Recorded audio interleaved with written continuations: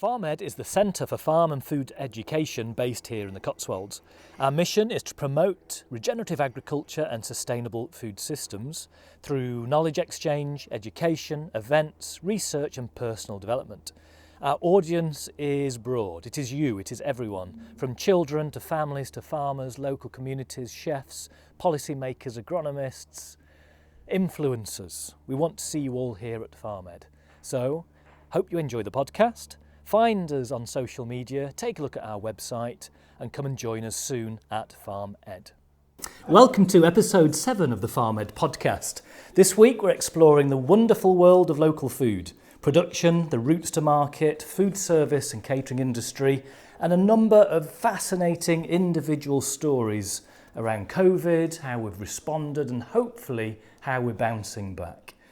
This week round the table we're joined by Nick Pullen of the Wild Thyme restaurant in Chipping Norton, James Butterworth of the Cotswold Market Garden, Ali Mirza of the Cotswold Made Co, and Ian Wilkinson, founder of FarmED and local food champion. Welcome, chaps.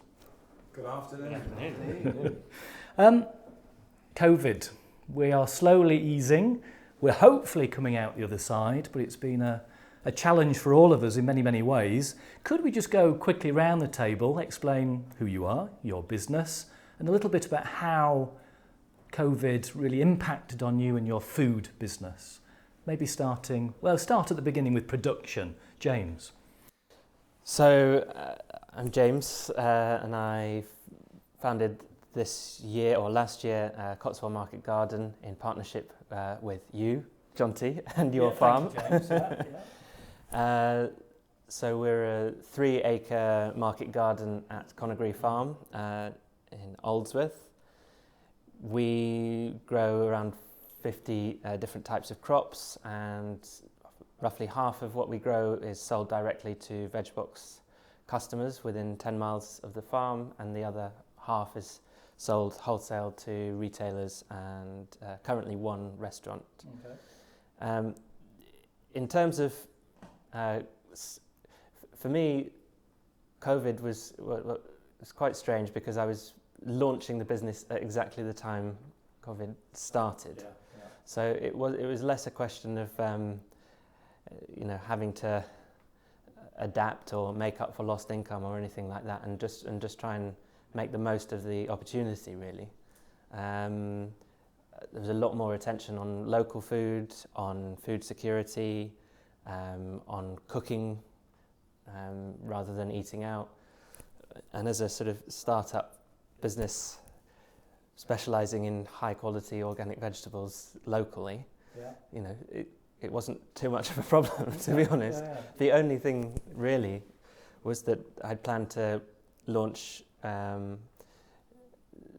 into some pubs and restaurants, particularly with growing our mixed salads. And that sort of didn't happen. So I had to adapt slightly, but in the grand scheme of things, it's a very minor impact on the business, and that will come, I'm sure. So some years. Impacts, but opportunities too. But and from the producer's perspective, or Cotswold Market Garden's perspective in particular, there were only really opportunities. Yeah. And farming and food production continued, and that's great. Can we, Ali, can I turn to you, think a little bit more about routes to market? Can you tell us who you are and your innovative route to market here in the Cotswolds? Well, sure. We're Cotswold Made. We started just as lockdown happened, a mobile farm shop.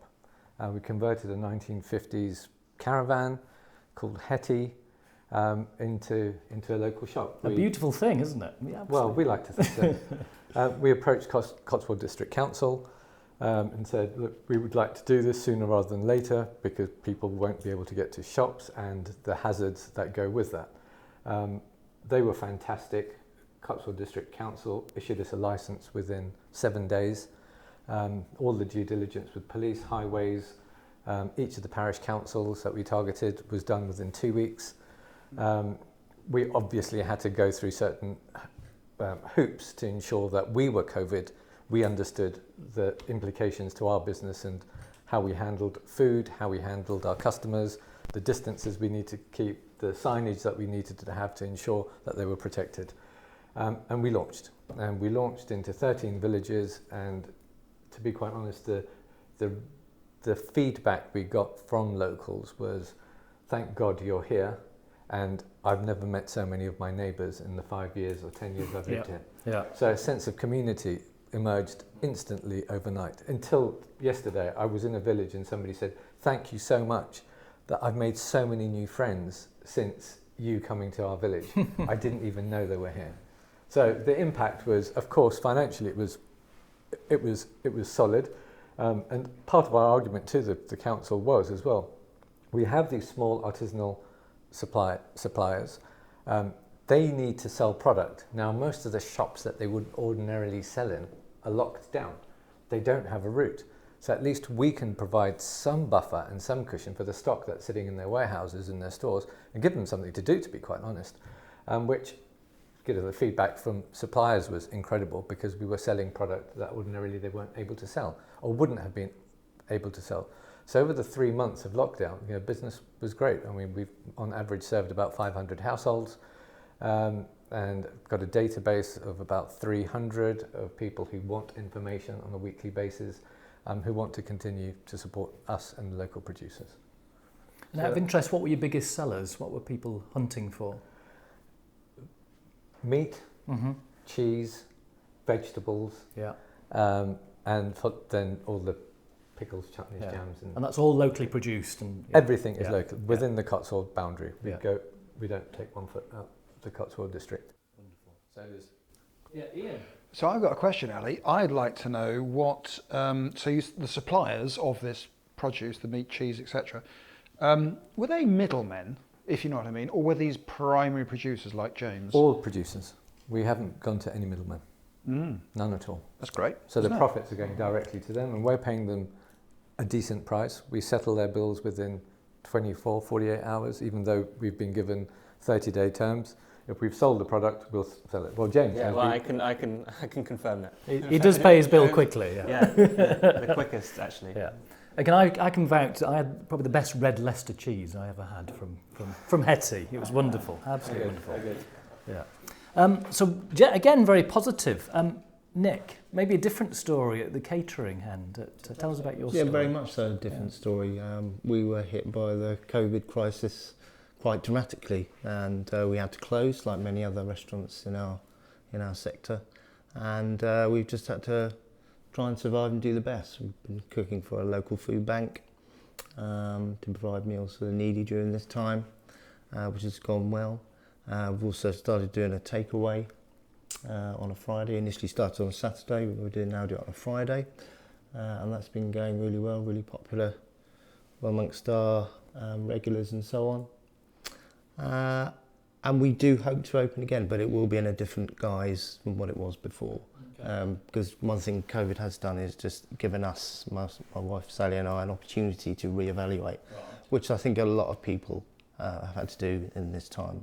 It's given us, although it has been a crisis, it's also able us to reevaluate and try and think of another business idea which we can run from our existing building. Yeah, so that's probably the positive for you, is that time and space, which you never get in a catering setting. Yeah, and family time too. It's given us some quality family time, which is real eye-opener as a cook. Yeah.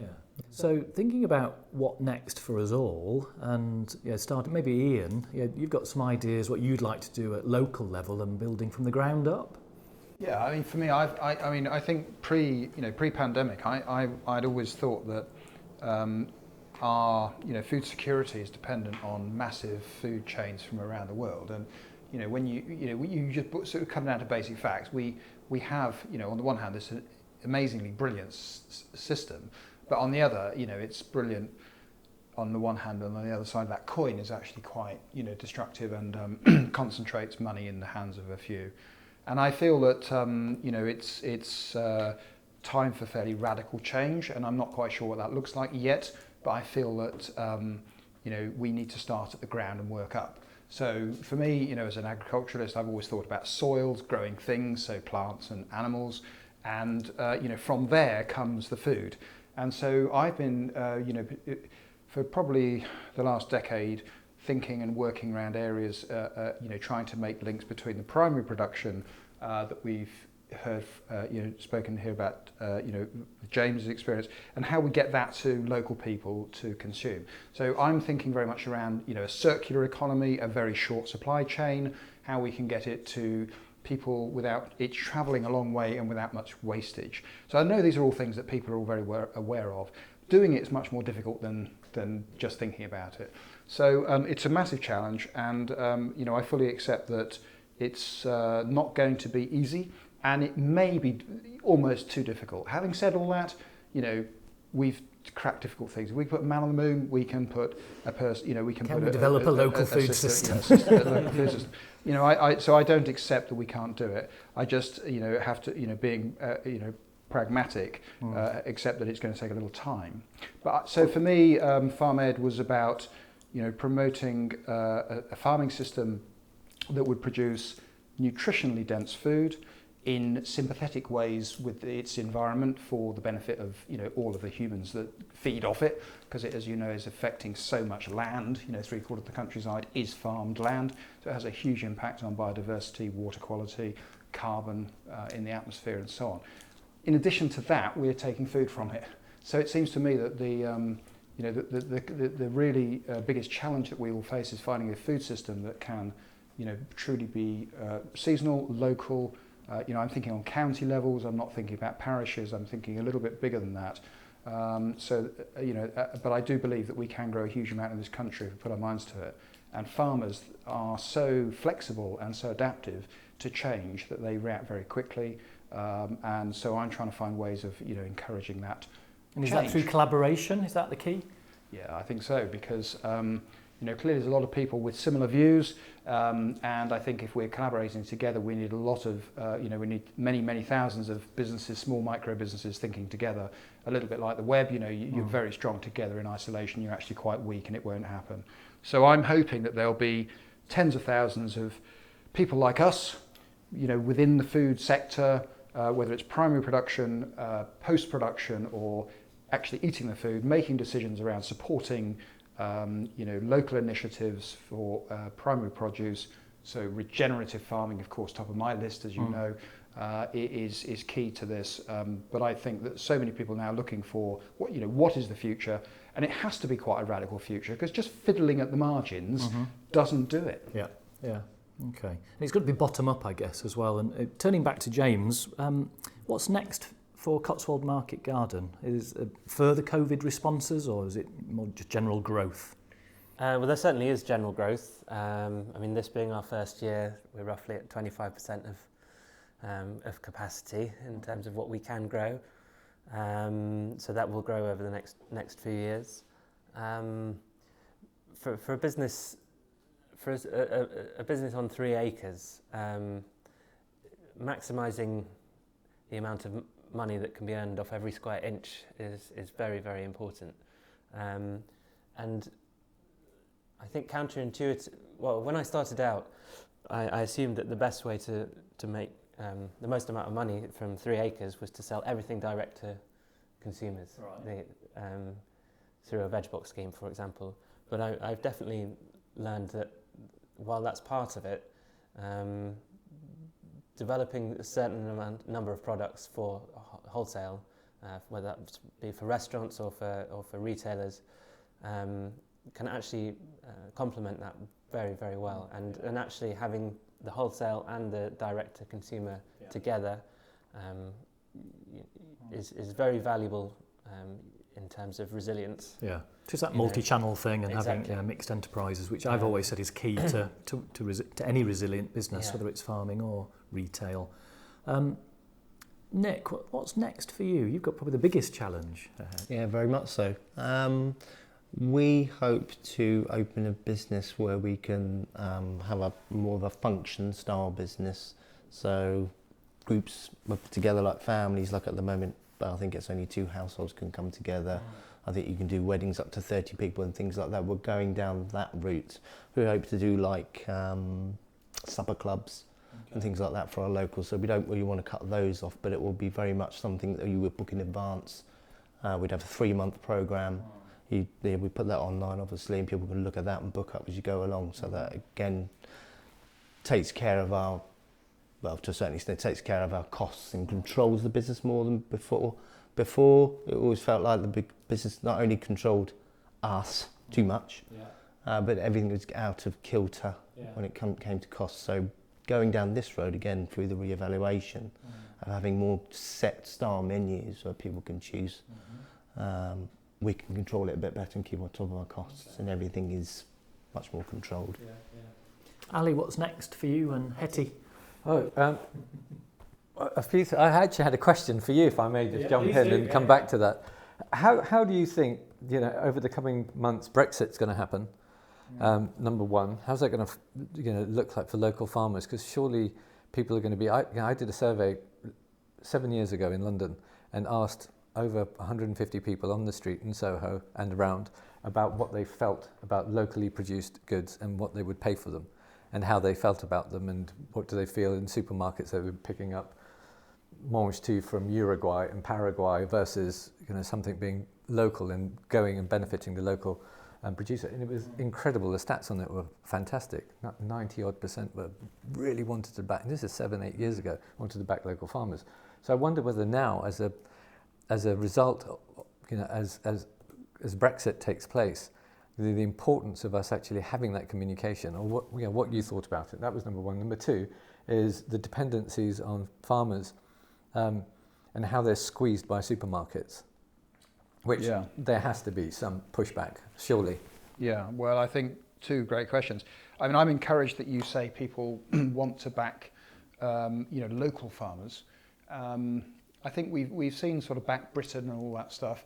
That to me feels a bit empire, but I do like the idea of, very much like the idea of local produce having provenance. I like the idea of people wanting to support that system. I think the problem at the moment is that people can't support it because it's anonymous. The food is effectively commoditized, and you can't, through the big five supermarkets, you really can't genuinely hand on heart say that you can choose your local food. There are some exceptions, but generally speaking that isn't the case because it's all homogenized. I think Brexit might reinforce the desire to support local, which would be brilliant. So I think it is an opportunity. And I think the whole supermarket question is really interesting. I mean, I think, we all use supermarkets. We're all demonstrating that because I think 85% of our produce is bought through them, roughly speaking, isn't it? It's a huge, important sector. And they are, in many respects, truly great, but they also, have responsibility to fairness and to you were saying farmers being squeezed. Well, farmers will tell you that they're often squeezed by supermarkets, but of course supermarkets are also their biggest customer. So they have to tread a very difficult road, as it were.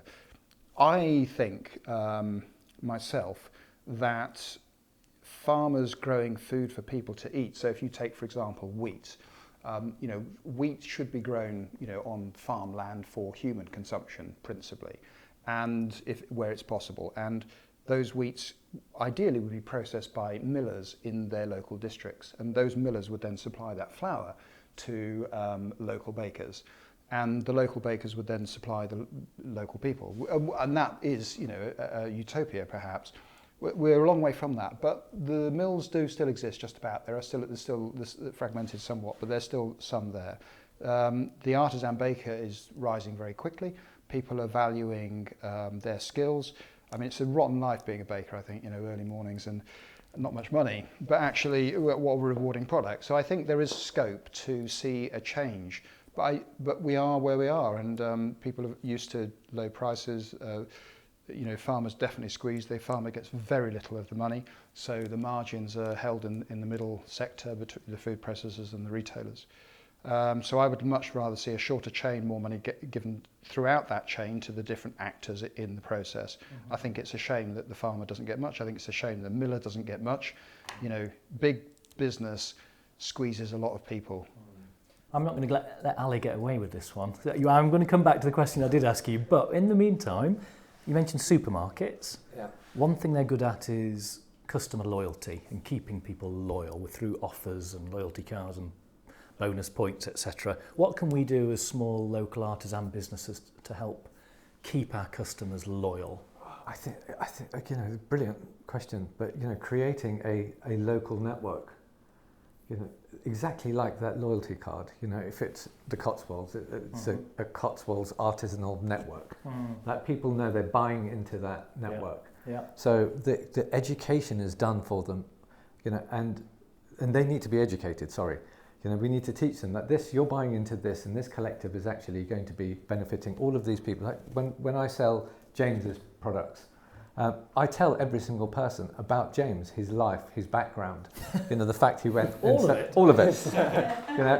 500 households. 5'8". They've heard your Size story. ratios. They've heard your story. But it's important that people feel that connection. As soon as you feel that connection, the game changes. And supermarkets are good at doing it on a mass level, but do we actually have a loyalty? I don't think so anymore. It's like Evios points or Nectar points. It's a blind thing that you get at the end of the month or the end of the year. You go, oh, it's Christmas. Yeah. I've got £38.52. It doesn't mean a lot. Doesn't mean anything. No. And you don't feel anything. So is it convenience that we need to get better at? How do we funnel and make our local produce more convenient? Surely, absolutely. Convenience has to be number one, but also I think it's still that education job is vital and allowing consumers to feel that they are part of this very local economy. Yeah. And when you tell people about the jobs it creates, about the households it's producing, the people who are involved in it, the picker, the grower, the candlestick maker, all of them, it changes everything. Then they will actually look at it and go, well, I could get that in Sainsbury's for 62p, or I could buy it from you at 90p. But that 90p that I'm spending, actually, do you know what? I'm getting a much better quality product. It has less food mile from it. The carbon footprint is completely different. It tastes a lot better. It was picked yesterday morning at 6 a.m. That's got to be worth it. And it's supporting all of these families. Good Lord. So storytelling crucial. How do we... Quality. I think quality is one of the key parts of this. Encouraging people to shop locally. The people are willing to take that message on board and support local businesses and local communities, local growers, producers. But ultimately, I've found the thing that excites people most is the quality. And that quality often comes with the fact that it is local and it's so fresh. And in general, local producers servicing local markets tend to focus on quality in a way that people shipping their products to wholesalers to the other side of the country or abroad, they don't necessarily, the lowest common denominator. Quality is not there. For me, quality is the thing that will bring people in and stop them from shopping at the supermarkets. No, I agree. For just one quick example, for the veg boxes today, everybody got celery. This is celery with the leaf still on. You can't buy that in a supermarket. You can barely buy it in any shop in the country because it makes the celery go off because it's still got the leaf on. Whereas if you're picking it at 6 o'clock in the morning, delivering it at midday, they can have the leaf. And then they've got double the amount of vegetable for pretty much the same price as they would for an organic celery in the supermarket. So quality is hugely important. Right. Yeah. So I opened a pop-up farm shop at the start of COVID, and everything is fresh and everything is local. That feedback from customers is wonderful. It's the taste of the tomatoes, the freshness of the chard, it's the crispiness of the cucumber, and you can actually taste cucumber in a cucumber for the first time. And we've got older customers too coming back and saying, this is how our food used to taste. I'm glad you said that, because I always think cucumbers are the most pointless vegetable out. They're just water. You've never had a good cucumber. Something about, now we're on value, and we mentioned a little bit about value and cost here. How do we make this food, wonderful food we're producing locally and selling locally, accessible to everybody? Can it be done? I'm going to go to Nick. That's the challenge, I think, in many respects, to be able to pull that off. I can only speak from my experiences, what I believe in, what my passion is. Obviously, I'm a chef, and field to fork is a dream that I would like to achieve. So it's quite a difficult thing to achieve, but I think it's possible. There are chefs around the country that have achieved that. Simon Rogan up north, you may have heard of him. He has achieved that. He's a huge sort of network involved in his businesses and is quite self-sufficient. I'd love to be something like that. I bet you can source meat and dairy products locally, but can you source fruit and vegetables, which obviously would make up quite a big proportion of your plate? That's challenging around this part of the world, and always has been. We've been in business for 10 years, and it's always been difficult to get fresh fruit and vegetables locally. The Vale of Evesham is about the nearest place to get local produce, relatively local produce, into my business. But that's still quite far away. Be nice to have something more local than that, but definitely. And that's something we're going to work on here at FarmED a little bit, is bringing customers, consumers, communities together and working out where the gaps are in the food chain, and then working through entrepreneurship workshops and micro businesses, try and fill those gaps. And we need to do that at grassroots level. Oh, no, I was just going to say, I think value needs to be redefined as well. We've gone through the last 2-3 decades where obesity is on the rise. Sugary products are being consumed second to none. The likes of the big cola companies are fighting battles to keep taxes off sugar because they know it's going to decimate or hurt their businesses. So we know all of that bad stuff is happening out there, and consumers need to be taught, actually, if you're going to eat this one beetroot, this one beetroot has this much nutrition on it because it came out the ground 3 hours ago. The beetroot that you're getting from Honduras or from South Africa or from New Zealand has been on a ship for the last God knows how long. The nutritional value is going down. You're eating more to get less nutrition out of it. And again, coming back to that education, I think, is teaching people that what you're spending on a meal, getting a ready-made takeout version with loads of junk in it, and the cost to you long term versus a highly nutritious meal that's a smaller portion, but my goodness, is it going to be, it's good enough for you? That whole system needs to change. You're right, Ali. I couldn't agree more. The question is how you do it. And for me, it's a lifetime, isn't it? It's a lifetime of good habit that we need to develop. And I think where the future lies for that is starting with young people, children in education through their formative years, so this becomes ingrained in their thinking and the way that they eat. I think the problem we've got at the moment is that we as a generation, we've lost a lot of knowledge. We have extreme convenience. Cost of food is, as everybody knows, 10% of your average income. But there's huge discrepancies. I mean, people that are well off eat very badly. I fully understand that there are people that need food at the moment, and that's priority number one because they haven't got the budget to buy it.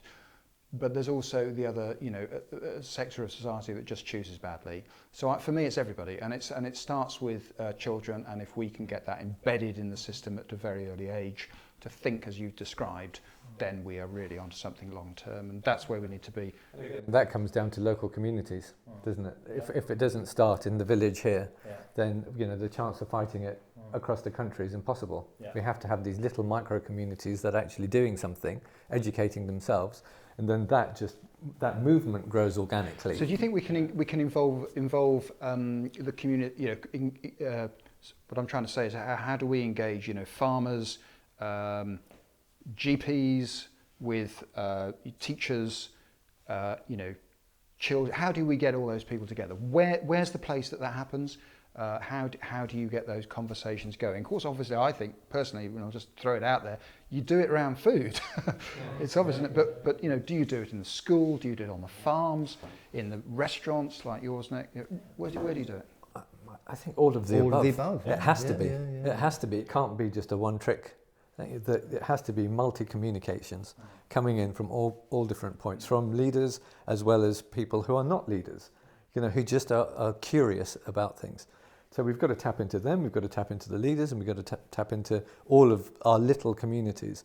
And I think we've got to stop thinking, we've got such into bad habits of thinking globally about everything, that it's time to go, no. All we can do is actually focus on our local, as far as we can see and shout kind of thing. Let's get it really local and start letting that word spread. And that flies in the face with the current food system that we have, doesn't it? Big food is very different to what we've just been discussing. But that has to be if you're going to fight something in that way, it has to be the absolute opposite for somebody to be able to see value, I think.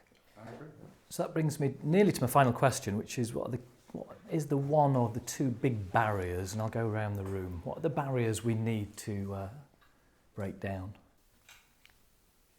Well, I'd say availability. For me, you have to start with growing. You start at the soil, grow the things to eat locally, and that's where it starts. Okay, And so that, we for can me, is a produce it barrier. and grow it. Yeah, We've got exactly. the stuff. What's the next barrier? Distribution. Distribution. Yeah, and that's what we're going into. That's our next big project. Is we're going to be taking these independents, these artisanal suppliers, and getting them the routes to market. Because we can have 6 mobile shops going, but actually the potential just within the Cotswolds is perhaps 200 odd local shops. Now these people don't have access to those shops. Nobody is taking their product and selling it in. Now if we could do that, then suddenly we're creating employment from the producer side. We're creating value locally. People are getting educated about what is good and what is brilliant quality locally available. And we're creating that sustainable wealth creation, and we have to constantly think about that. Creating wealth isn't a bad thing, especially as we're going to go into massive depression over the next while, recession. We've got to be thinking of sustainability, and it comes back to economics, and distribution has to be that key. Okay. So we'll be setting that up. And can I play devil's advocate? Yeah. If you're a middleman and a distributor, how do you make your share, your 30 or 40%, without screwing farmers like Tesco? You don't make 30 or 40%. Is the answer to that question. Okay, that's good to know. Thank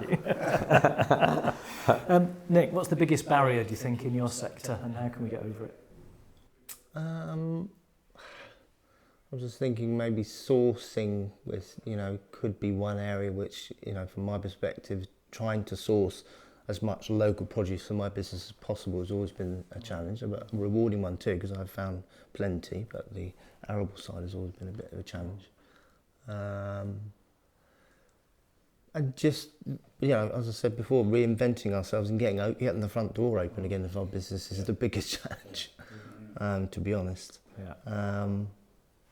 Okay. Yeah. James, biggest barrier?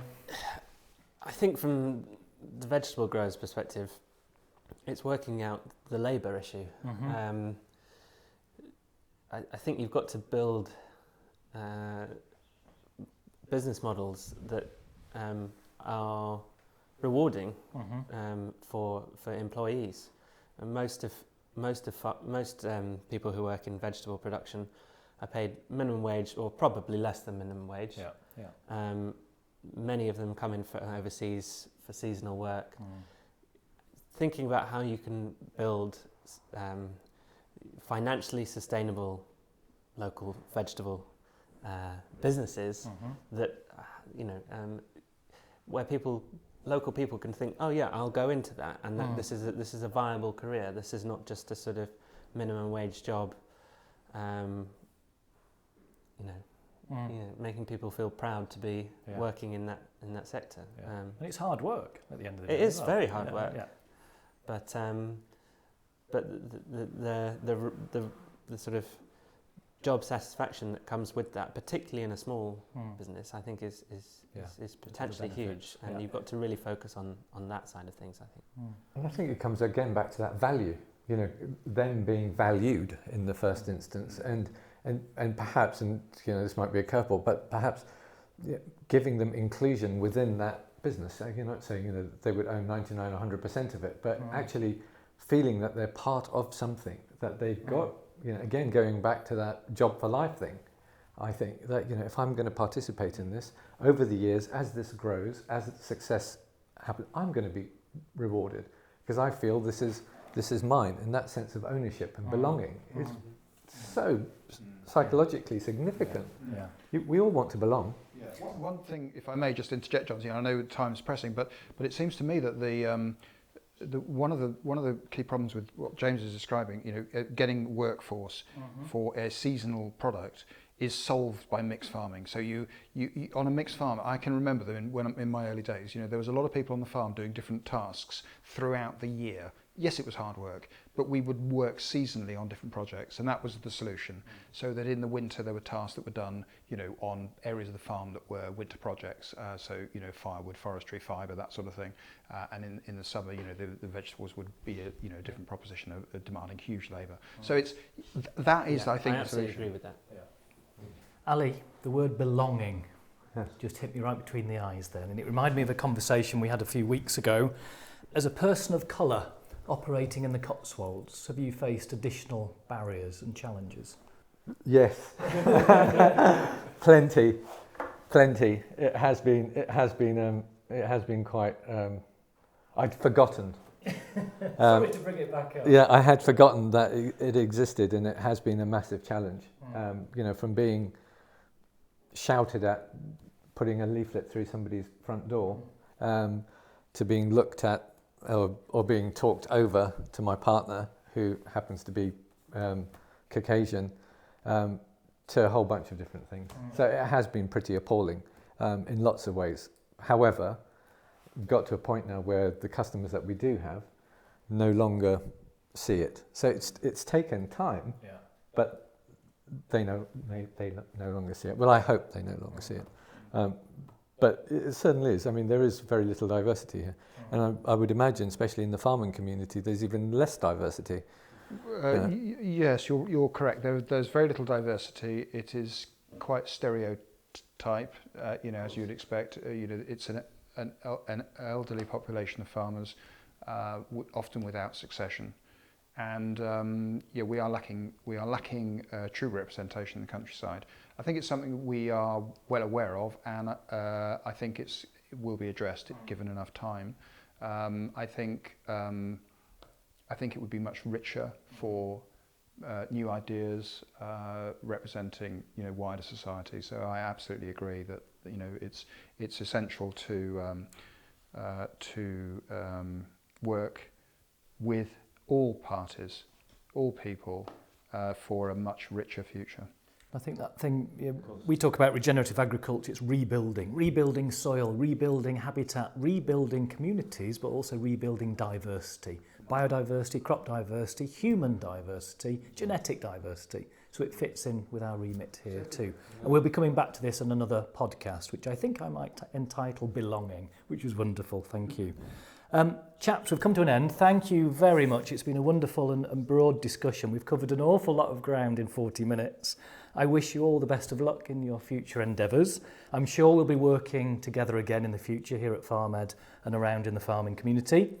You've been with Nick Pullen of Wild Thyme Restaurant in Chipping Norton, James Butterworth of Cotswold Market Garden, Ali Mirza of Cotswold Made, and Ian Wilkinson, founder of FarmED. I'm Jonty Brunyee, the manager here at FarmED. Thank you for listening. Thank you. Thank you. The production of this podcast was funded by the Farming the Future Coronavirus Emergency Response Fund. Thank you to the A-Team, Roddick, Samworth and 30 Percy Foundations for your support.